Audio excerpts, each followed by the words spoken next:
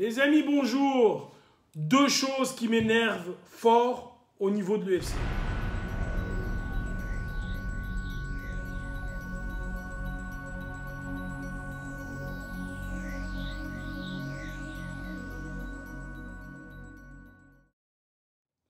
Voilà, vous le savez, l'UFC c'est la plus grande organisation de combat au monde, c'est fantastique.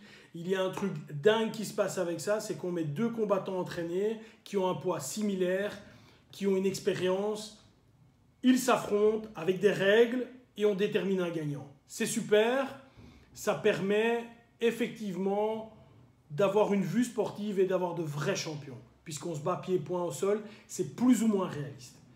Néanmoins, j'ai deux choses qui m'énervent, mais au plus haut point avec cette organisation. La première, c'est l'hypocrisie qu'il y a derrière l'organisation. Si vous regardez le profil des combattants maintenant par rapport à il y a 10 ans, on dirait vraiment que c'est une équipe de rachitique par rapport à il y a 10 ans. Tout le monde était ultra dopé il y a 10 ans, et maintenant il y a des contrôles de l'USADA, donc de l'Union antidopage. Et effectivement, les gars sont un peu moins costauds qu'avant.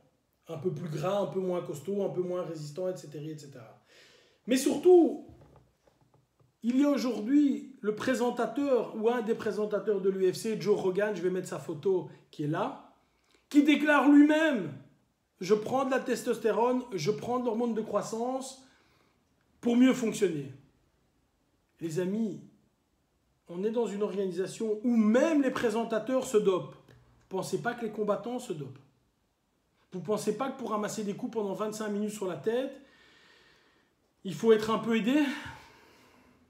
Non? Vous ne pensez pas pour avoir une musculature comme Tyron Woodley ou d'autres, je vais mettre quelques photos ici, il faut être un peu aidé? Ça, c'est la première chose qui m'ennuie. Et la deuxième chose qui m'ennuie, alors que je trouve que ces combattants sont fantastiques et que l'organisation est top, ils poussent même les combattants à faire ça, à aller vers du trash talking, à aller vers de la provocation, à aller vers les insultes. Le combattant le mieux payé du monde, Conor McGregor de l'UFC, est un champion non seulement dans la cage, mais également dans le trash talking.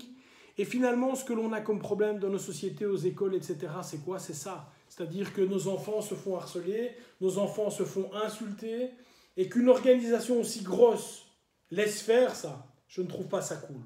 Je ne trouve pas ça cool du tout. Et donc ici, sorry les gars, je viens de m'entraîner, donc je transpire un peu. Et donc ici, je trouve ça vraiment, vraiment, vraiment pas bien que ces gens laissent faire ça. Si moi j'étais à la place de Dana White, j'exigerais de mes combattants une attitude exemplaire. Qu'ils soient de grands monsieur. Quand je vois quelqu'un comme GSP, alors évidemment je ne me fais pas de doute sur la première partie dont je parlais avant, j'ai aucun doute, mais je vois un bonhomme qui est clean, qui est propre, qui parle correctement, qui n'insulte pas les autres. Je vois un gars comme Fedor, waouh, top. Je ne vois pas ce que tu gagnes en insultant la mère, le père, le frère. Je ne vois pas ce que tu gagnes en faisant ça. Donc voilà, c'est une organisation top. Moi, je suis un grand fan.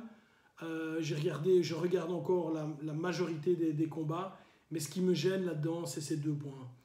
Arrêtez d'être hypocrites, les gars. Et s'il vous plaît, stoppez ce trash talking. Parce que pour nos enfants, pour les plus jeunes d'entre nous, et pour certains débiles qui mettent des commentaires en dessous de mes vidéos où il y a une faute dans chaque mot, ça leur donne de mauvaises idées.